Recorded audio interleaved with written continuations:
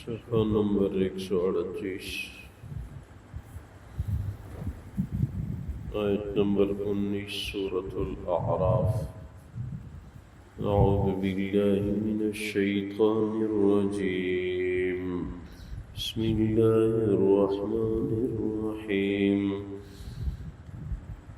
وَيَا آدَمُ اسْكُنْ أَنْتَ وَزَوْجُكَ الْجَنَّةَ فَكُلَا مِنْ حَيْثُ شِئْتُمَا وَلَا تَقْرَبَا هَذِهِ الشَّجَرَةَ فَتَكُونَا مِنَ الظَّالِمِينَ۔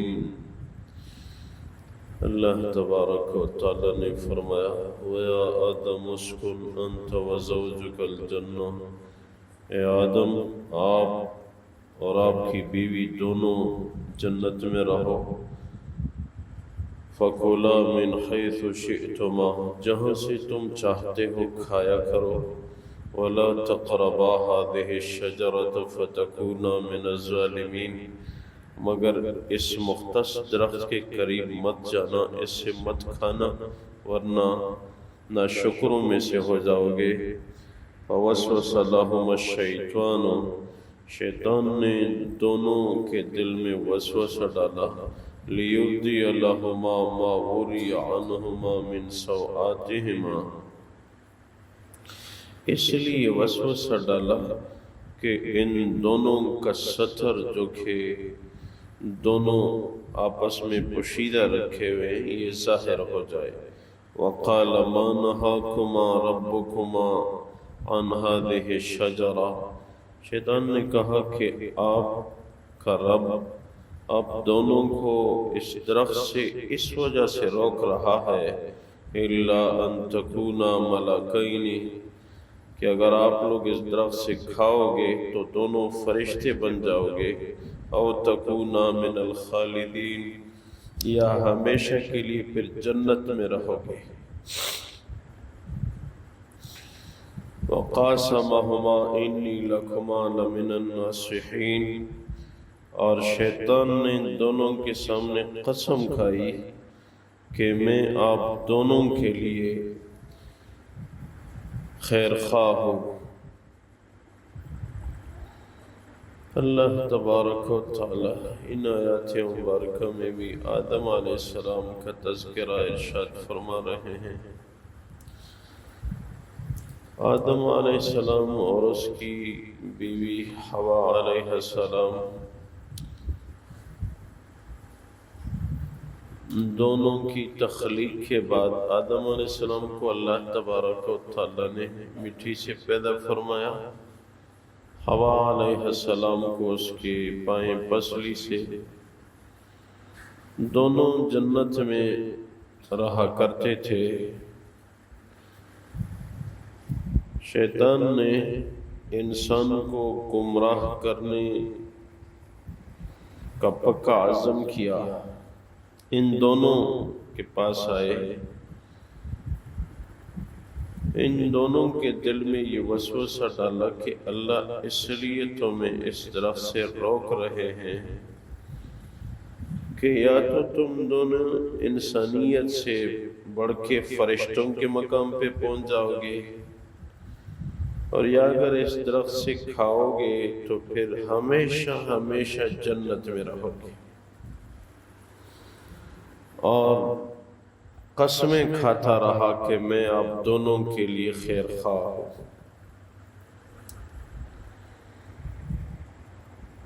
اس درخت کے متعلق گندم کا بھی قول ہے، انگور کا بھی قول ہے۔ تو شیطان کی قسمیں سن کے فریب کا شکار ہو گئے دونوں، اور اسی میں سے کھا لیا۔ تو قرآن بھی آگے فرما رہا ہے کہ فوراً ان کے جسم سے جنتی لباس اتر گیا، تو جنت کے درختوں کے پتوں سے اپنے جسم کو ڈھانپنے لگے۔ ایک قول یہ بھی ہے کہ انجیر کے پتوں سے اپنے جسم کو ڈھانپنے لگے۔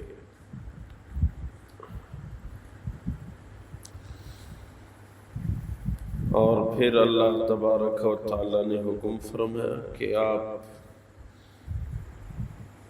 دونوں نافرمانی کا ارتکاب کیا تو دنیا میں اتر جاؤ، جنت سے آسمانوں سے اتر جاؤ، جنت آسمانوں میں ہے، زمین پہ دونوں کو اتارا، حوا علیہ السلام کو جدہ شہر جہاں آباد ہے وہاں پہ اتارا، آدم علیہ السلام کو سری لنکا میں ایک پہاڑ ہے جبل آدم، اسی پہ اتارا گیا۔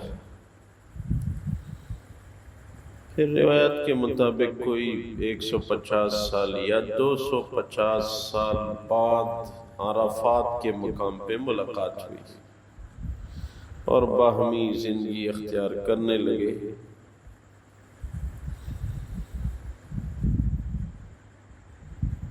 رہا یہ مسئلہ کہ کیا آدم علیہ السلام سے یہ جرم صادر ہوا ہے؟ یہ بھی روایت میں کہ بھول کے یہ جرم صادر ہوا تھا۔ انسان نسیان سے ماخوذ ہے، یہ بھول جاتا ہے، اور بعض لوگ عام اصطلاح میں کہتے ہیں کسی جرم کا ارتکاب ہو جائے، ایک گناہ تو آدم علیہ السلام کا بھی اللہ نے معاف کیا تھا تو آپ بھی معاف فرما دے۔ شرعاً یہ جملہ بڑا خطرناک ہے، کیونکہ انبیاء کرام کے متعلق ہمارا عقیدہ یہ ہے کہ وہ معصوم ہیں۔ انبیاء کرام معصومین ہیں اور صحابہ کرام مطہرین ہیں، یعنی انبیاء کرام سے کوئی گناہ صادر ہوا ہی نہیں ہے، اور صحابہ کرام سے اگر کچھ صادر ہوا تھا تو اللہ نے ان کو معاف فرما دیا ہے، وہ مطہرین ہیں، پاک ہیں۔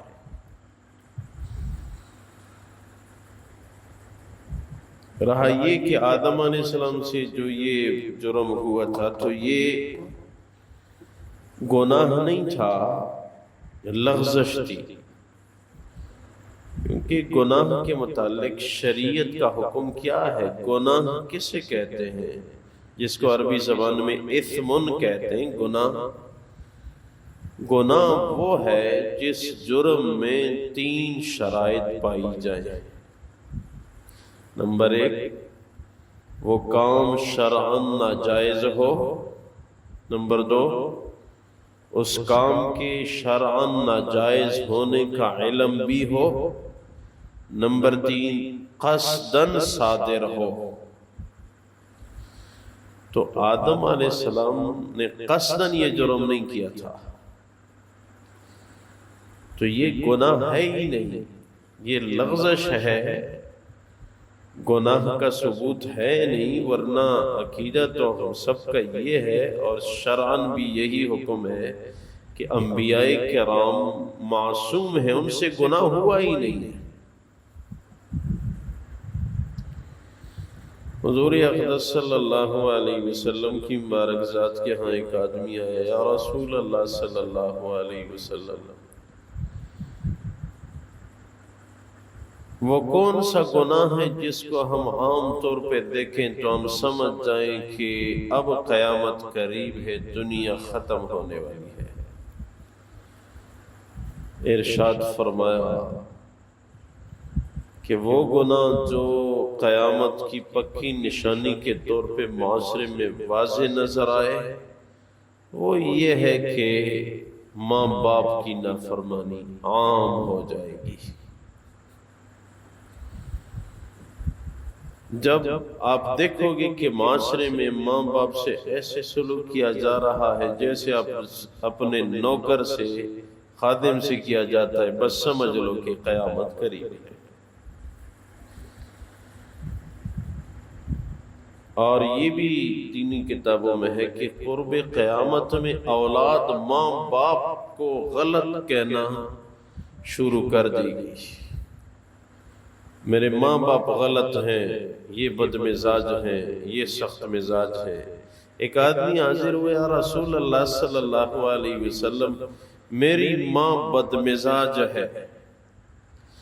اللہ کے رسول نے فرمایا اس وقت تو بد مزاج نہیں تھی جب 9 مہینے آپ کو اٹھا کے پیٹ میں پھرتی رہی، پیٹ میں آپ کو اٹھائے پھرتی رہی، اس وقت تو بد مزاج نہیں تھی۔ اس نے کہا کہ یا رسول اللہ واقعی بد مزاج ہے۔ اللہ کے رسول نے فرمایا اس وقت تو بد مزاج نہیں تھی جب آدھی راتوں کو آپ کے لیے جاگتی تھی، آپ کو دودھ پلاتی تھی، اس وقت بد مزاج نہیں تھی، اب بد مزاج ہو گئی۔ پھر کہنے لگا کہ یا رسول اللہ میں نے اس کے احسانات کا بدلہ چکا دیا ہے۔ اللہ کے رسول نے فرمایا وہ کیسے؟ کہا کہ میں نے اس کو اٹھا کے اپنے کندھے پہ اٹھا کے میں نے اپنی ماں کو حج کرایا ہے۔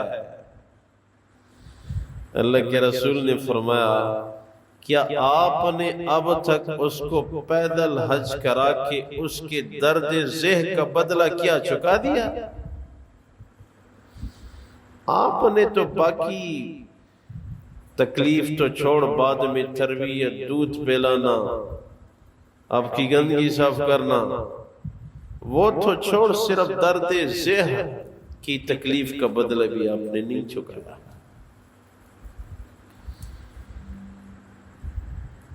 تو انسان دنیا میں آیا ہے، دنیا میں اب نیکی کا ارتکاب یا گناہ کا ارتکاب، گناہ سے انسان بچے اور نیکی کی طرف رجحان زیادہ ہو، کیونکہ بطور امتحان ہمیں آدم علیہ السلام اور حوا علیہ السلام ان دونوں کو اتارا گیا جنت سے۔ اب ہم نے یہاں رہنا ہے، یہاں زندگی گزارنی ہے، پھر جانا ہے اور پھر آگے اپنے عمل اللہ کی رضا حاصل کر کے پھر جنت پہنچنا ہے۔ اللہ تبارک و تعالی ہم سب کو اپنے فضل سے نصیب فرمائے۔ اللہ تبارک و تعالی فرماتے ہیں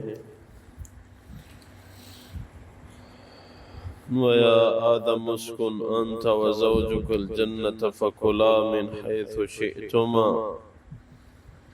اے آدم علیہ السلام آپ اور آپ کی بیوی جنت میں دونوں رہو، تم دونوں کھاؤ جہاں سے بھی تم چاہتے ہو، وَلَا تَقْرَبَا هَذِهِ الشَّجَرَةَ فَتَكُونَا مِنَ الظَّالِمِينَ، مگر اس درخت کے قریب نہ جانا، اسے مت کھانا ورنہ تم زیادتی کرنے والوں میں سے ہو جاؤ گے۔ فَوَسْوَسَ لَهُمَا الشَّيْطَانُ لِيُبْدِيَ لَهُمَا مَا وُرِيَ عَنْهُمَا مِنْ سَوْآتِهِمَا، شیطان نے ان دونوں کے دل میں وسوسہ ڈالا تاکہ ان دونوں کا جسد ظاہر ہو جائے جو ان دونوں کو چھپانے کا حکم ہے۔ وَقَالَ مَا نَهَاكُمَا رَبُّكُمَا عَنْ هَذِهِ الشَّجَرَةِ، شیطان نے کہا کہ تمہیں تمہارا رب اس درخت کے کھانے سے، اس کے پھل کھانے سے اس لیے روک رہا ہے إِلَّا أَن تَكُونَا مَلَكَيْنِ أَوْ تَكُونَا مِنَ الْخَالِدِينَ،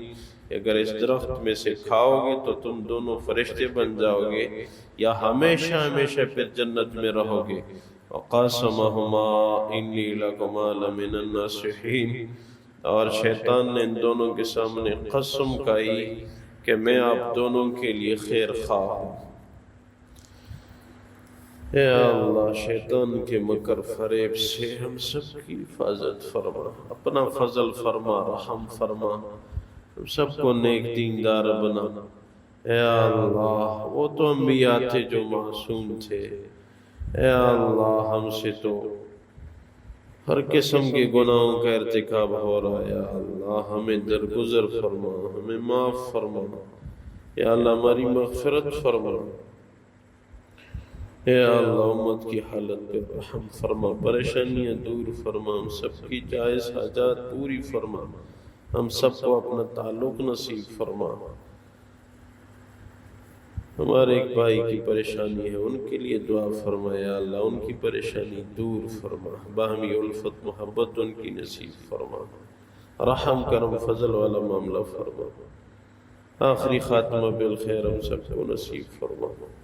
ربنا ظلمنا انفسنا وان لم تغفر لنا وترحمنا لنكونن من الخاسرين برحمتك وكرمك يا عتك وكرمك۔